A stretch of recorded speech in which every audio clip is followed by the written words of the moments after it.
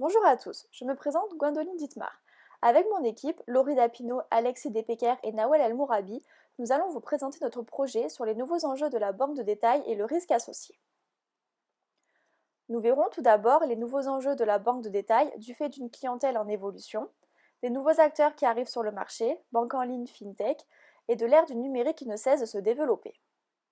Ensuite, nous vous présenterons les risques associés à ces nouveaux enjeux, les stratégies non adaptées, évolution du mode de consommation et du métier, et les risques liés au numérique. L'environnement bancaire est de plus en plus instable du fait d'une société en constante évolution. Les banques doivent donc faire face à de nouveaux risques qui impactent leurs activités et trouver des solutions. Avant la transformation digitale, la banque Mortar avait pour principal objectif une relation de proximité et un contact physique avec ses clients. En effet, le chargé d'accueil était principal au sein d'une agence du fait d'un flux très important. Aujourd'hui, la digitalisation entraîne l'évolution de nos métiers et nous observons de nouveaux modes de consommation de la part des clients. Il convient donc de se demander quels sont les nouveaux enjeux de la banque de détail et les risques qui sont associés. Faire face à une clientèle en permanente évolution est un des nouveaux enjeux de la banque de détail. Dans le secteur bancaire, le développement du digital a complètement changé les attentes et le comportement des clients. En effet, étant dans l'ère du numérique, ils sont plus connectés et cherchent donc à développer une relation virtuelle pour faciliter leurs opérations de base sans se déplacer en agence. Les clients cherchent à gagner du temps. Pouvoir consulter leur compte à distance est pour eux un réel avantage. C'est pourquoi les banques doivent s'adapter en proposant de nouveaux services adaptés à la demande des clients. Nous sommes dans une société qui guide notre comportement. Le secteur bancaire doit suivre l'évolution de ses clients pour garder une place au sein du marché financier. Aujourd'hui, 2 clients sur 10 se déplacent en agence. Aussi, selon une étude, 43% des Français possèdent plusieurs banques. La multibancarisation s'est fortement développée depuis les années 1990 et ne cesse de s'accroître. Ce phénomène entraîne une perte importante du lien entre le conseiller et son client. La concurrence est alors renforcée entre l'établissement bancaire et la mobilité bancaire facilitée par de nouvelles lois. De plus, 20% des plus de 18 ans ont au moins un autre compte courant dans une autre banque. Les banques mortares doivent donc faire face à la menace de déstructuration de la relation bancaire. Même si elles ont des atouts, elles devront innover pour garder une place sur le marché économique et financier. Le secteur bancaire est fortement bouleversé par l'apparition de nouveaux acteurs. Tout d'abord, nous observons de plus en plus de banques cliques, les pure players, qui sont présentes uniquement en ligne. Ces banques proposent tout type de produits et services bancaires, ce qui font d'elles de redoutables concurrentes. Elles ont également des prix extrêmement attractifs, puisqu'à la différence d'une banque mortare, elles ont moins de charges. Nous observons aussi certaines entreprises se diversifier dans le milieu bancaire, comme le célèbre opérateur téléphonique Orange, qui a lancé ses services bancaires en novembre 2017. Pour attirer ses clients, les tarifs sont ici aussi très compétitifs. Également les fintech, ces startups innovantes qui utilisent la technologie pour repenser les services bancaires et financiers, leur but étant de rendre la finance plus simple et plus accessible en proposant des services moins coûteux. Elles se développent dans tous les domaines, gestion de l'épargne, prêt pour les particuliers, financement des entreprises ou encore le paiement en ligne. Par exemple, le chanteur Grégoire, qui fut le précurseur du financement participatif en France. Le secteur bancaire et financier est révolutionné, il est challengé par les nouvelles technologies. Les banques traditionnelles doivent alors faire face à ces nouveaux acteurs, redoubler d'efforts pour atteindre et garder une place de leader. Elles doivent également s'adapter à l'ère du numérique. En 1990, l'apparition d'Internet a favorisé le changement des comportements. Nous ne nous doutions pas à quel point le web allait bouleverser l'écosystème des entreprises et les habitudes des consommateurs et pourtant.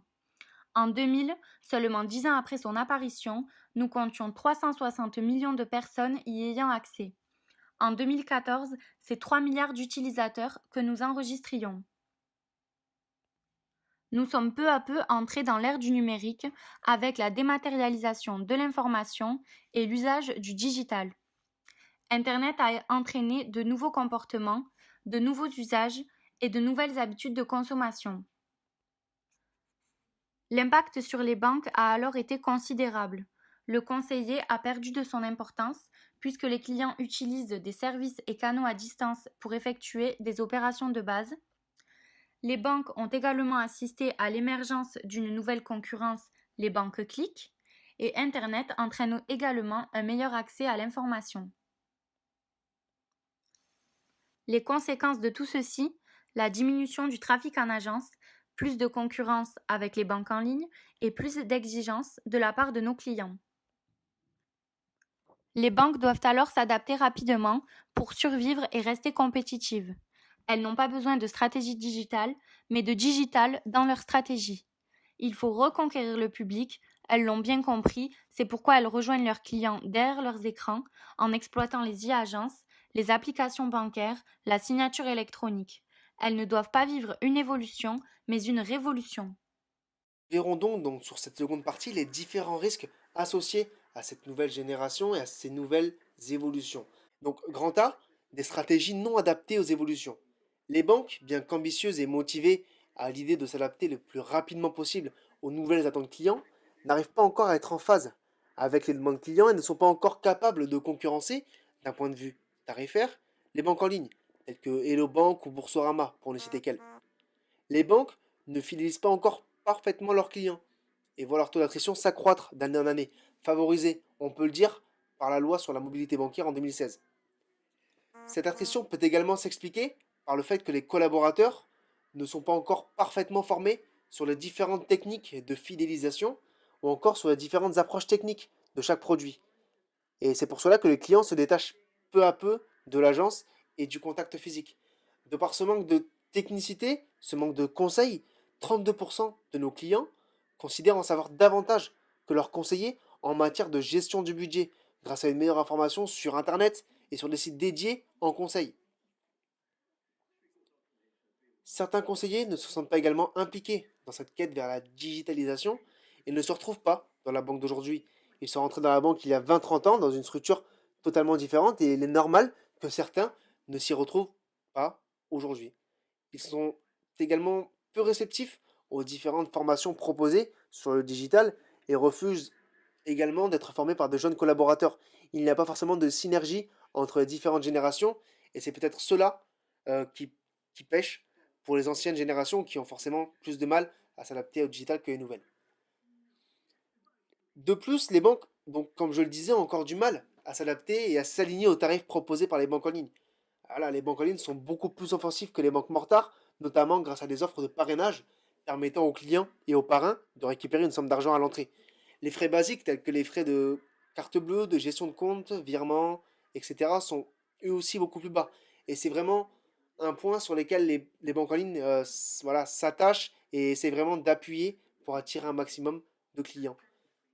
Nous verrons donc dans une seconde partie l'évolution du mode de consommation et du métier du conseiller. Donc le mode de consommation des clients, impulsé par une société de consommation omniprésente et une génération tournée à 100% vers le digital, pousse le client à revoir son métier, ses fonctions, et à la banque à revoir son organisation. Cette nouvelle génération est vraiment attachée au tout de suite, et se dirige naturellement vers le numérique et vers l'accès en ligne, plus rapide, plus simple et moins coûteux. Cela entraîne également une baisse significative du flux en agence, et cela a pour répercussion voilà, une baisse des flux, une baisse des opportunités commerciales, et les conseillers doivent se remobiliser, revoir leur stratégie commerciale afin de continuer à se développer et pérenniser leur fonds de commerce. Pour pallier à cette baisse de fréquentation, les établissements bancaires diminuent le nombre d'agences physiques afin de supprimer les agences n'apportant pas un PNB très intéressant ou ayant un potentiel de développement relativement faible. Ils concentrent leur développement et leurs ressources sur les grandes agences bien développées, encore bien fréquentées, et dans le besoin de conseils pour l'apport de plus-value se fait encore sans ressentir. De ce fait, plus de 1200 agences ont été fermées depuis 2008 et 1140 devraient fermer début 2018. Au niveau des conseillers, ils doivent également revoir leur approche. Ils ne doivent plus être considérés comme de simples commerciaux au service de la banque, mais réellement comme des conseillers et ayant des réelles connaissances pouvant apporter une réelle plus-value aux clients. Ils doivent également mieux écouter le client pour comprendre réellement ses envies. Chantal Marchand, secrétaire nationale à la Fédération CFDT, Banque et Assurance, s'interroge même sur le profil des candidats à l'embauche. Elle s'imagine des établissements bancaires prêts à recruter des conseillers bancaires dans des universités de sociologie ou de psychologie, permettant aux collaborateurs de cerner au mieux les besoins de nos clients. Même si nous sommes encore bien loin de ce profil de candidat, on est d'accord, il faut réellement un changement dans le métier du conseiller bancaire, car sans cela, ce métier est voué à disparaître. D'autant plus que 33% de la génération 1980 et plus, donc les générations qui ont réussi à vivre et se développer avec le digital, envisagent d'ici 5 ans de délaisser les établissements bancaires et ne pensent même plus en avoir besoin. Cette modernisation du métier de conseiller doit vraiment être le cheval de bataille des établissements bancaires pour justement pérenniser et continuer à se développer. Enfin, nous allons voir quels sont les risques liés au numérique. L'apparition des nouvelles technologies informatiques a transformé les services financiers en profondeur. L'accès à l'information devient désormais instantané, ce qui engendre de multiples risques pour les banques. Le premier risque, qui explique partiellement la frilosité des banques à développer leur infrastructure digitale, est celui de la cybersécurité. Un rapport émis par l'organisme PwC sur la sécurité des données est explicite. Les échanges de données, l'évolution rapide des technologies et l'usage des téléphones mobiles par les clients sont des défis majeurs pour la sécurité des services bancaires. En effet, la digitalisation et la numérisation des données clients exposent les banques à des risques tels que le phishing, le piratage de données, ce qui a des répercussions importantes puisque la perte des données clients entraîne une perte d'activité pour la banque. C'est pourquoi le secteur bancaire, pour se prémunir des risques, investit dans la cybersécurité. Cet investissement a augmenté de 14% en 2017 et de nombreuses initiatives sont mises en œuvre, notamment en matière de sécurisation sur le cloud. Avec l'ère du numérique, nous assistons également à l'émergence des banques en ligne. En effet, elles sont de plus en plus performantes, ne cessent de se développer, proposent davantage de produits et services bancaires à des prix très intéressants. Le risque associé à cela pour la banque traditionnelle est que les banques cliques les dépassent. Si les banques cliques les dépassent, elles verraient alors leurs clients disparaître pour ne jamais revenir. Si les clients clôturent leur compte pour ne traiter plus qu'avec des banques en ligne, c'est tout notre fonds de commerce qui s'effondre. La conséquence, les banques traditionnelles n'ayant plus de quoi survivre mettraient la clé sous la porte. En finalité, le numérique pourrait entraîner la disparition de la banque mortard. Pour conclure, nous pouvons dire que les banques sont confrontées à de nouveaux risques engendrés par une société en constante évolution avec de nouveaux modes de consommation.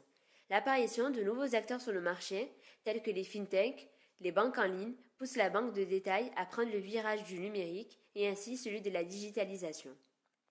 Afin de faire face aux risques engendrés par ces nouveaux acteurs, la banque met en place différents moyens pour fidéliser ses clients, et ce même à distance, avec le développement de nouveaux canaux tels que les e-agences, les applications bancaires et de nouveaux dispositifs, comme Paylib ou encore la clé digitale chez BNP Paribas. Ainsi, le développement du numérique permet l'amélioration des banques de détail afin de fidéliser leurs clients à distance et faciliter la gestion des opérations dites importantes en agence. Finalement, ne sommes-nous pas plutôt complémentaires que concurrents ?